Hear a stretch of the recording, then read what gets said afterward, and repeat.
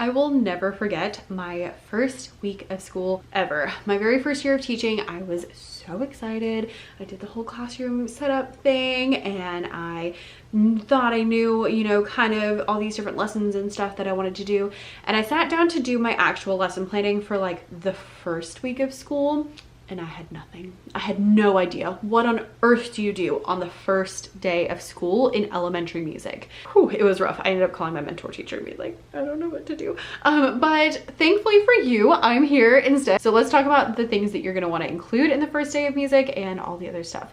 And also, if you haven't yet, make sure you hit the subscribe button, because if you're here, I assume you're an elementary music teacher and this whole channel is just full of elementary music lessons. There's so many videos. So if you need something, you can hit that search bar and find it, but hit the subscribe so you get everything else for like the whole rest of the year, right? Right. So first of all, what are the things that you want to include in your first week of school lesson? There's kind of 4 main things that I always like to hit. So number 1 is routines and procedures. Number 2 is rules. Number 3 is names, especially if you're at a new school. And number 4 is making sure that we do something fun. So let's kind of break those down a little bit. First of all, routines and procedures. Your students have to know what on earth they do when they come here. And if you hear that really weird sound, my dog is playing with her little like pig toy, so apologies. But if she's not doing that, she'll be climbing on top of me. So, you know, which one's better? I don't know. So routines and procedures are super important because your students need to know what is okay in your classroom, what you're doing in your classroom, all those things, from how they should sit to where they go to line up to how they get supplies. These are all things they need to figure out. And it's not just they need to figure out, but you need to actively teach them. So first off, you want to look and think about the most important procedures, because we're not going to sit here and talk about how to do every single thing in the music room for the whole year long, because that would take forever.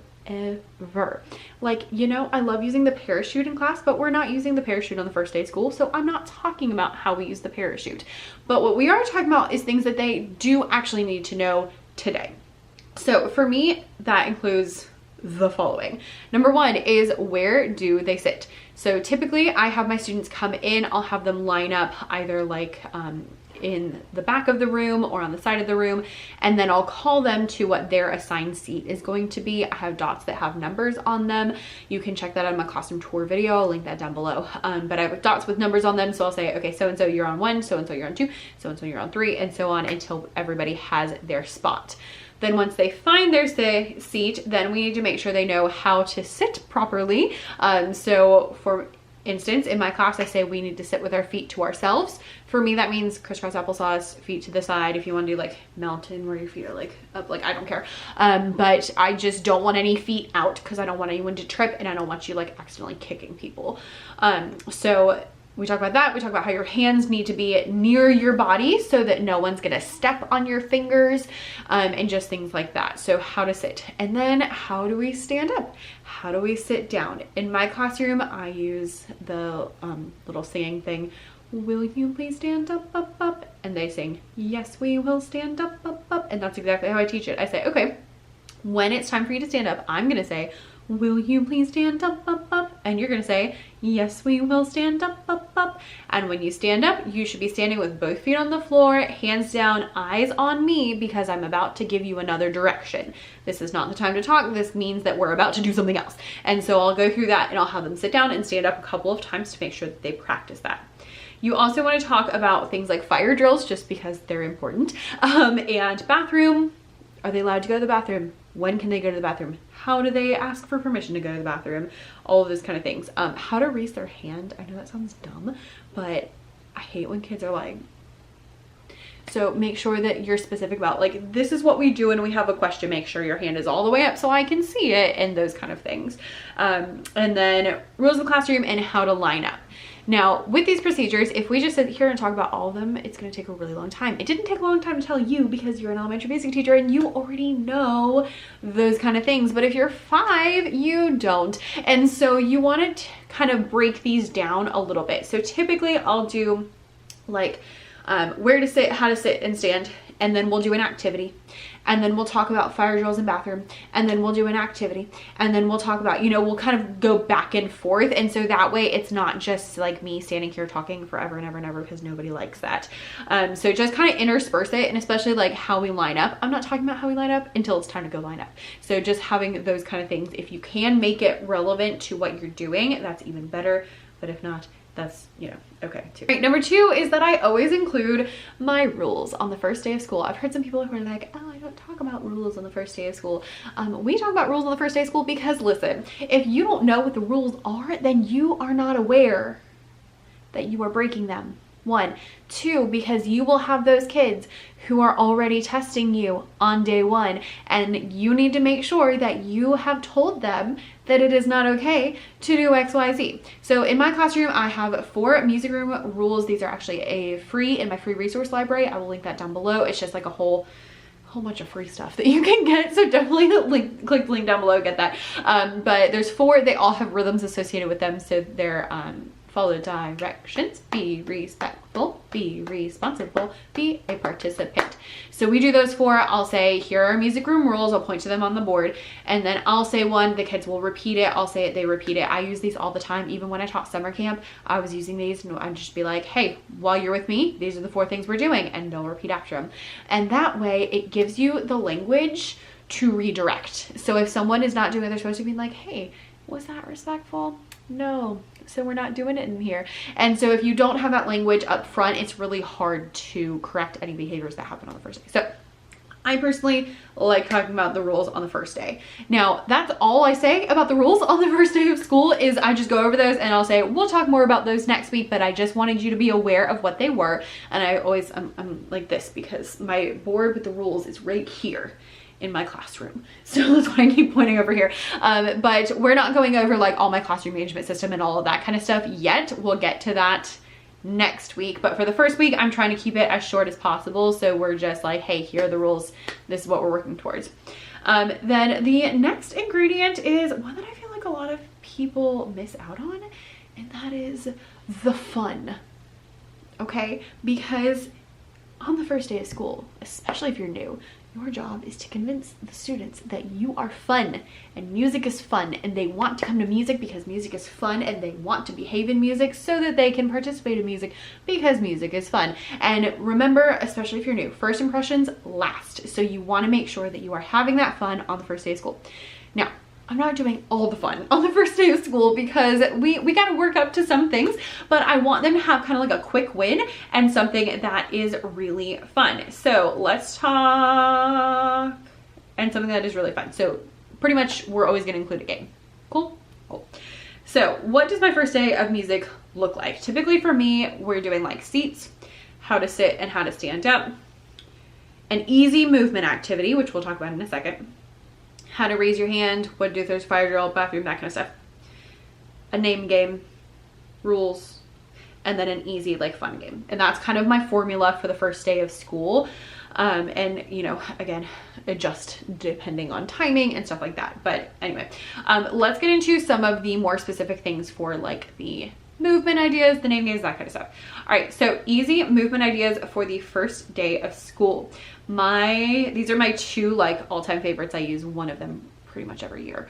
I kind of alternate. So the first one is what I call forte piano stomps. So for this one, I have a drum and you stand up. And if I play my drum quietly, or with the older kids, piano, then you tiptoe and you try to match my drum.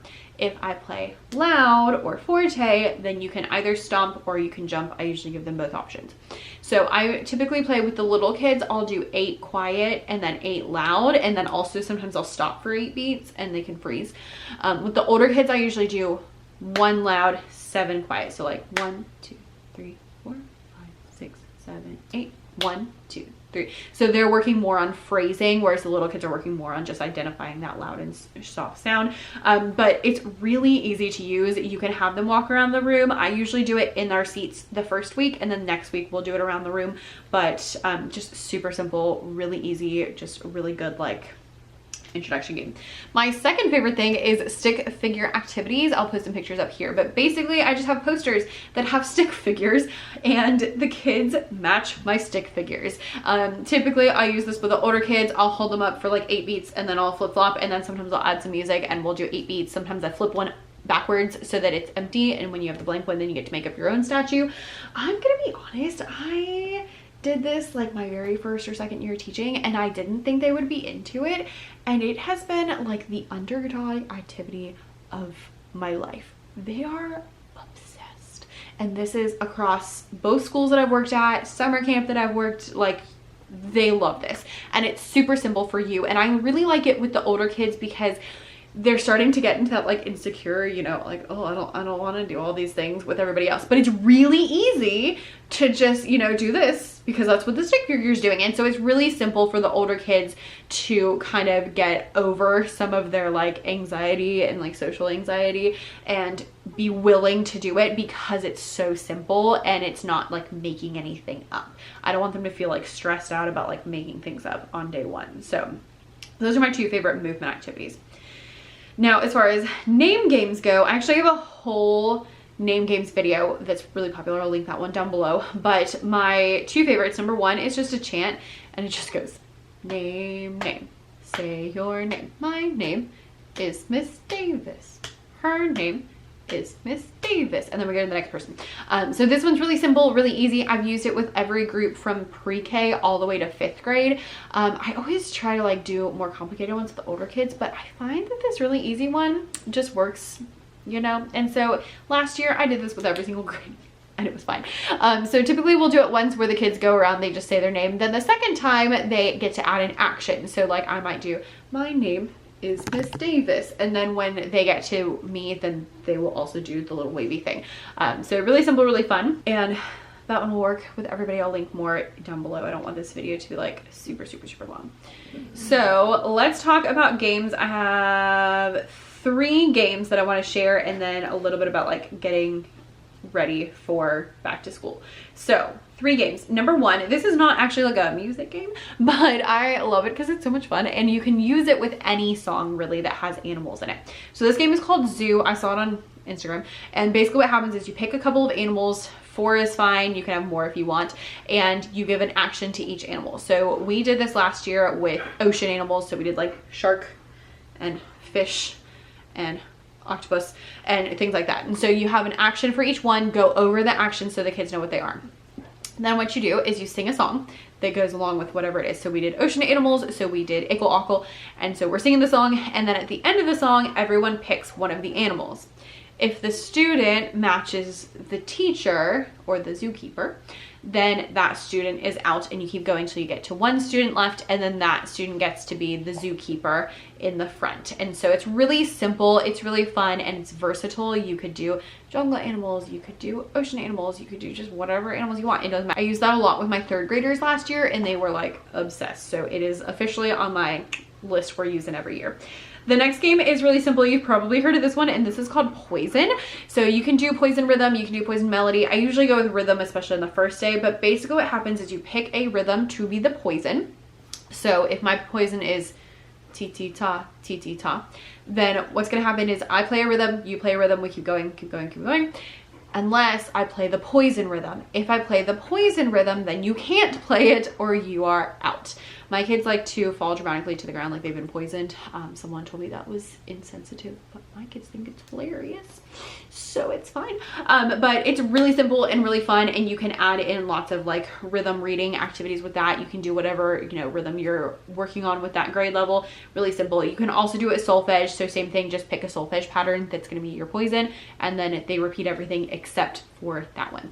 They do have to repeat everything though. If I play something that's not the poison, you have to play it or you'll be out. So really fun, really simple, and it's a good one for the first day of school, especially because this is one that you can play for a long time or for a really short time. I find sometimes I get to the first day of school and I get through everything really fast, and sometimes it's like it takes the whole time and we don't have any time for anything else. So it's a good one if you don't know how much time you're gonna have. And lastly, this one is Charlie Over the Ocean. I like this one for 2nd and 3rd grade is kind of my magic spot for it. But I love this one because it's call and response. Actually, it's not even call and response. It's an echo song. So the kids are echoing after me, which means that they don't have to like remember anything. And I find that echo songs are really good for the first day of school. So for this one, it goes, Charlie over the ocean, Charlie over the ocean, Charlie over the sea, Charlie over the sea. Charlie caught a big fish, Charlie caught a big fish. He can't catch me, he can't catch me. And then you can continue, and I like to change out the animal that's in there. This one is basically like a duck duck goose situation. So you sit in a circle and one student goes around the circle. Typically they would be the one singing, but I usually sing it on the first day, and they have an object in their hand. I usually use like a little stuffed animal, and they drop the object at the end of the song, and then that one goes around and back to the other person's spot. The other person has to chase them. So duck duck goose, but with singing. So it's also really simple, and we love simple things on the first day of school, because life is complicated on the first day of school. So we like simple things as much as possible. All right, so we've talked about what to teach on the first day of school, a couple of suggestions of my favorite things, and finally, let's just talk really quick about what you need to do in order to prepare yourself for the first day of school. So number one is pick out your first day of school activities. Make sure you have your lesson plan solid, okay, number one, and make it easy. If you can memorize it, it's gonna be much better than if you're like constantly like, oh, what are we doing next? No, make it easy. Number two is make a seating chart for each of your classes. This does take a little bit of time, but I promise it makes all the difference. And please do it ahead of time, because it takes way longer when you have the kids standing there and you have to be like, oh, what's your name? Oh, okay, how do you spell that? Like, it just takes forever. Trust me, have it ready to go. And number three is get some support. So make sure that you have someone in your building that you can talk to if you need something, if you need help, if you need ideas, maybe someone in your district that you can talk to if you need help, if you need ideas, all those kind of things. Just make sure you have someone that you can lean on if you need some help. If you want some additional help, I do have a whole back to school boot camp, which is a little mini course that goes through everything you need to know for the first month of school. So we go over classroom management, how to set up your classroom. There's tons of printables. So there's like seating chart printables, and there's lesson plan templates, and there's ready to go lesson slides for the first week. That's literally like, here is a song, here is a game, here's like, it goes through everything. It makes life super easy for you. So you can click the link down below to grab access to that one, and I promise you'll love it. It has so many good things in there. So do that if you want some additional support for back to school, and yeah, I'll see you in the next one. Bye.